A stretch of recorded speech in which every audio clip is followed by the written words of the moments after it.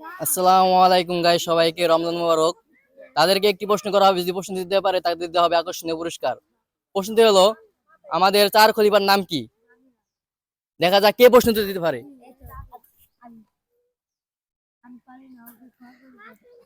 যাও পিছিয়ে চলে যাও। পারো? চার খলিফার নাম কি? ইসলামের চার খলিফার নাম কি? ইসলামের চার খলিফার নাম কি? যাও পিছিয়ে চলে যাও। ইসলামের চার খলিফার নাম কি? ইসলামের চার খলিফার নাম কি?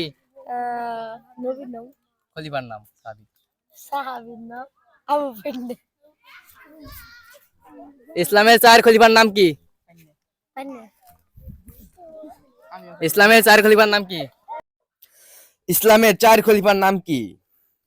হজরত ওমর, হজরত আলী, হজরত উসমান, হজরত আবু বকর।